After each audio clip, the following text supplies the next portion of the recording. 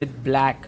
Their classical game at first round of Norway Chess ended in a draw, and now they are playing the Armageddon. Ding has 10 minutes, must win. Magnus has 7 minutes and plays the English opening there. H6 played. Now, very interesting waiting move, because if knight c3, you want to go bishop b4. If knight f3, you want to push your pawn so that the knight no longer has the g5 square. And you can see that Ding pauses a bit, brings his knight out to c3, and Magnus puts his bishop there. Pawn comes up to e4, and Magnus plays d6. This is a very solid setup here for Ding. Knight ge2 played. Later on, he can play d4. Magnus brings his bishop back, and now d4 would be a very nice move, because this gives white a very pleasant position. So will Ding play d4? It's so interesting to see the world champion battling it out. He has gone through tough phase recently, but now he has a chance to beat Magnus. He goes h3, which is a useful move.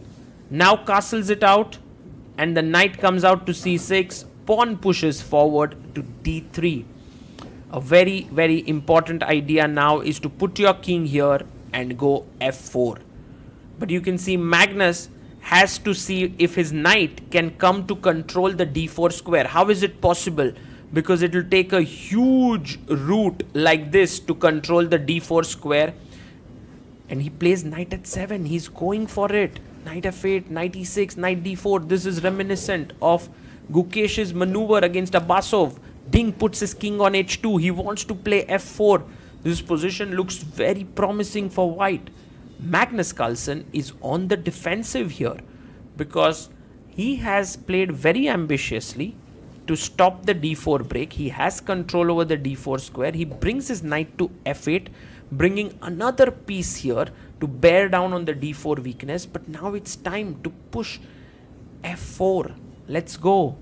Ding, yes, pushes it. f4 on the board. Magnus brings his knight into the center. Now, it might be very useful to go rook b1, a3, b4, keeping this flexible structure, not pushing, not taking, just being there, or even bishop d2. But Ding goes f5, he pushes, and that reduces a bit of flexibility in his position. He takes the knight. Not at all bad here. Knight takes d4 is what Magnus plays. Now, one of the ideas here for Ding, very interesting one, is to play f6.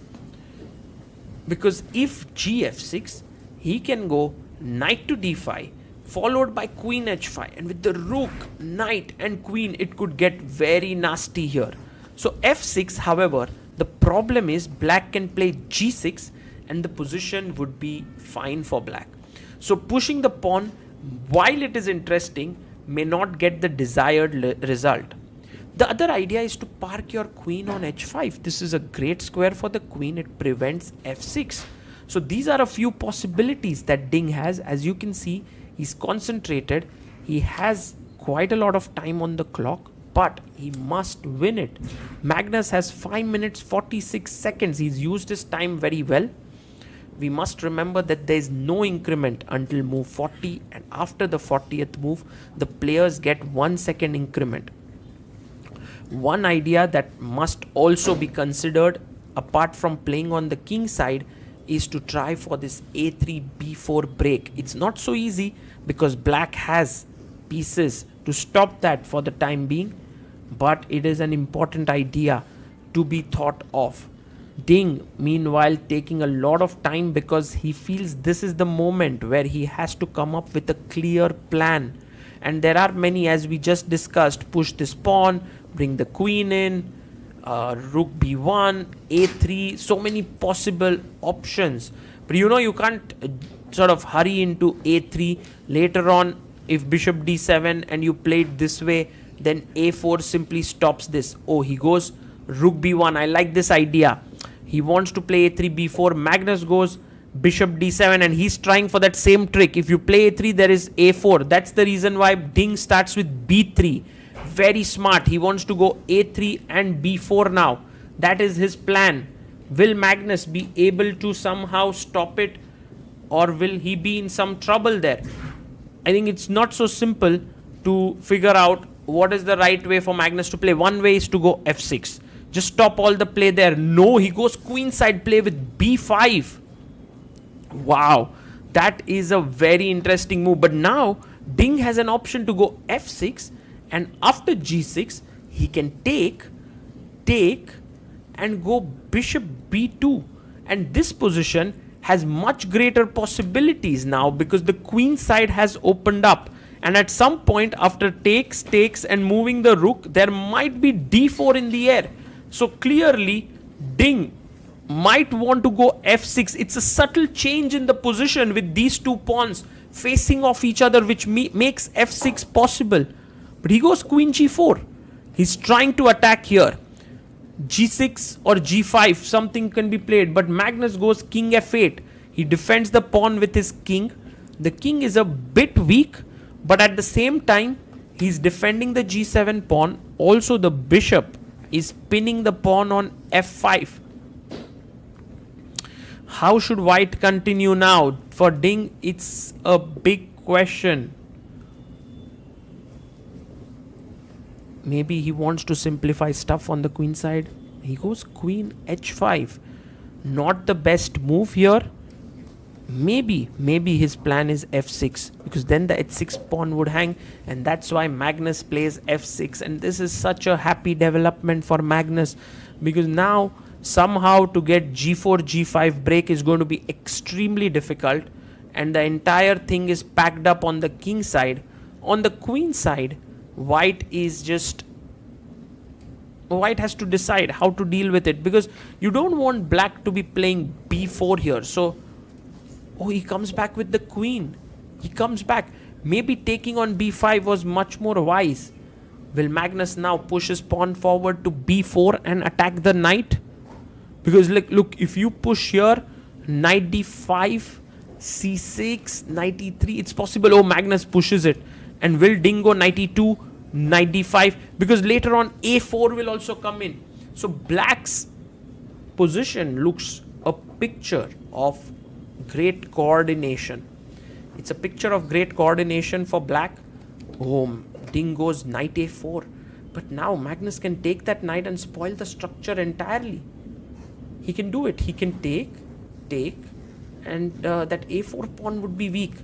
But also you can just move your bishop away. That's also possible. Ding Liren plays his knight to a4. Magnus keeps his bishop alive. He goes bishop a7, and Ding goes bishop f3. Maybe he wants to put his bishop to g6 and then slowly start pushing his pawns. So Magnus takes it. Rook takes f3. And maybe it's time to snatch this knight on a4 as well. Oh, he goes queen e8. He's putting more pressure on the a4 knight. A draw is a good result for Magnus Carlsen because he's black. Draw is all he needs. Time-wise, Ding still has a 30-second edge.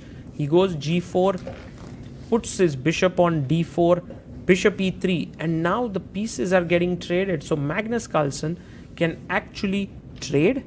Rook takes, trade, pawn takes, and we reach this position where Magnus just completely kills off all the play on the queen side. And he's telling Ding that do what you want on the king side. I'm safe. Ooh, Ding has now the only pawn break in the position, I believe, which is g5. And Magnus has to be careful about it. So Ding, how is he going to engineer that break is a question. Because Magnus has started to run away with his king, and maybe he finds his king to be safest on the b6 square. Where will Ding's king be safest? Is it this way? Wow. Will that king do well on the b3 square? Not so sure. Not so sure. And it's a long journey there.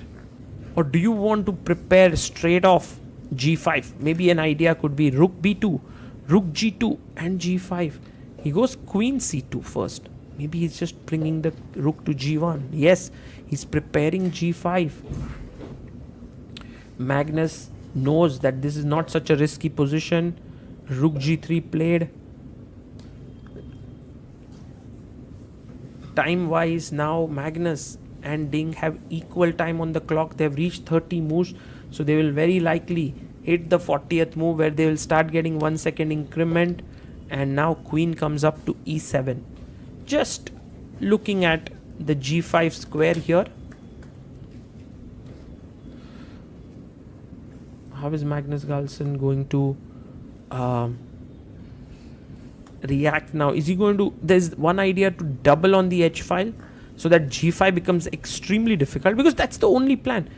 a3 break could be an idea as well, but it might be more risky for white than black. Oh, and Ding is going for this king walk. Queen e8. He's moving his king. Magnus waits. Ding brings his king up. And finally, the king does the job of defending the a4 pawn. And now he brings his queen in. Wow. So that king walk or a Ding walk is now completed. The king is well placed. He brings his queen in. And I think it has forced Magnus to think a bit. Because at this point, if g5 comes in successfully, then black will be in some trouble. Queen g8 played now.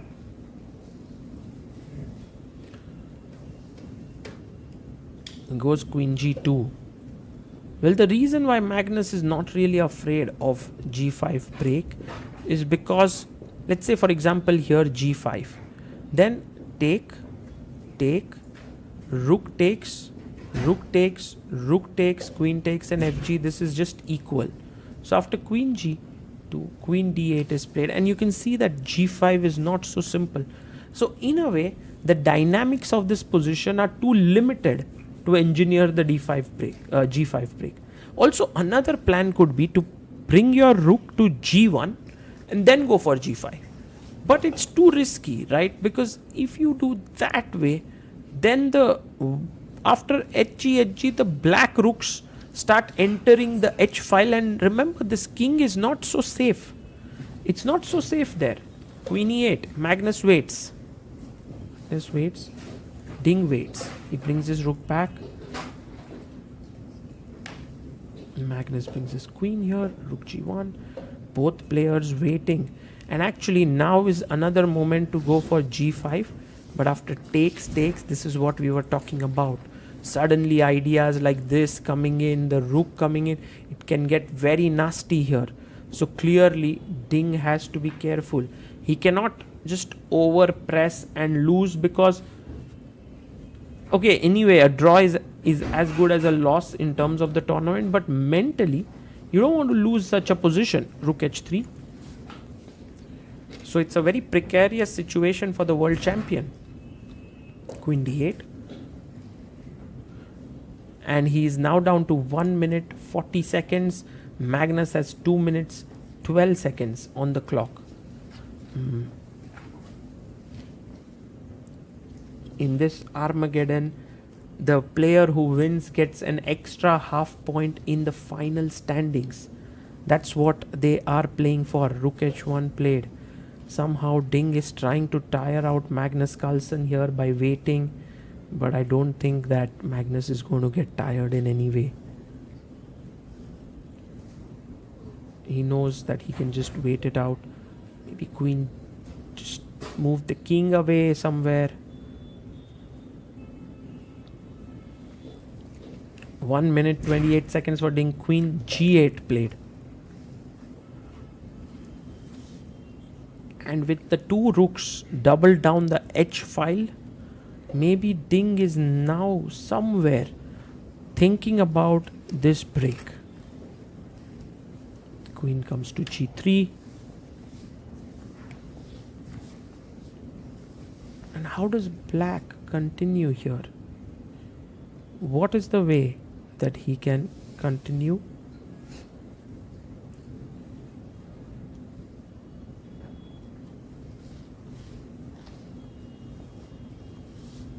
Well, one plan is to just keep moving the queen, but it's surprising that Magnus is taking so much time here. Well, he can just move he can make any move and he should be fine. He goes king a6. 1 minute 3 seconds for Magnus, 1 minute 20 seconds for Ding. They've already surpassed 40th move, and Ding pushes g5. Pawn takes, pawn takes. We finally have this moment where some movement has happened. This time Magnus and Ding have their rooks opposite each other. All 4 rooks facing off each other. How is Magnus Carlsen going to react to this? He takes on h3, rook takes on h3, and Ding very, very patiently waits for Magnus to press the clock before he takes it. And now fg5. So you have to exchange rooks. Trades the rooks. Queen takes g5. Queen comes in. Now Ding has a great position. If you see, his queen can enter, can attack this pawn, but Magnus goes all in, and he is threatening a checkmate here. Nothing less than that, than a checkmate. So Ding cannot go take this pawn because that's game over. So he must defend against that checkmate. So he comes king c2, queen a1. Magnus is actually trying to win some pawns. Queen c3 check. Oh my god, he's going to win few pawns here. Ding has to be careful. King b1. So one pawn bites the dust. Another check. Now wherever Ding goes, he's going to lose a pawn. He can't go up. It's a mate here. So if he goes here, he'll lose e4 pawn with a check. If he goes to c2, c1, then he'll lose c4 pawn with a check. King b1, he loses this pawn. And now the only problem is, if you win this one, then queen d6 check is still draw. So he goes queen c6. Magnus is fighting for the full point. Beautiful move. Only move found there by Ding. Queen e7, which was not at all easy. He needed to find this move, and he's done so. And the problem is, this pawn is hanging, so Magnus pushes his pawn, and Ding goes queen d7.